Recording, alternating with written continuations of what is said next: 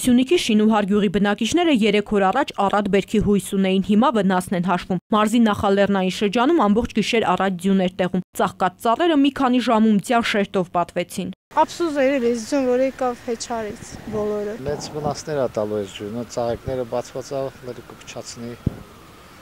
կմնան գարած բերքի։ Ոչ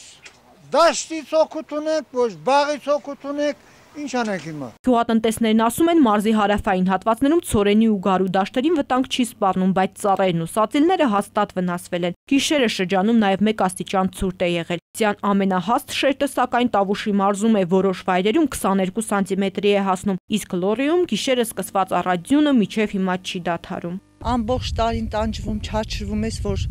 մի եկամուտ ստանաս, գալիս է օր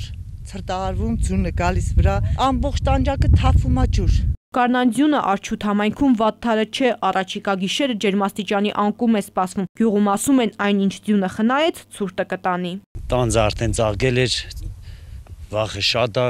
ցուրտը կարող է տանի, ծիրանին արդեն փջացել է, վնասի տոկոսը ավելի շատ իր գունը կասի, քան ծմի։ Այրում, Ճոճկան գյուղերում ու Թումանյանի շրջանում գարունը շուտ է գալիս, այստեղ բոլոր ծառերն արդեն ծաղկել էին ու ձմռան վերջին շունչը հատկապես այս համայնքներին վնասեց։ Գյուղացիներն ասում են, եթե գիշերն էլ ցրտահարություն լինի, ապա լոռեցին այս տարվա բերքից ամբողջությամբ կզրկվի։ Մարզպետարանի գյուղատնտեսության եւ բնապահպանության վարչության պետը վնասի չափի մասին խոսելը դեռ վաղ է համարում, բայց մոտավոր թվերը ասում է։ Հիմա եկածով երևի մի 20%-ի բերքի կորուստի հիմա կա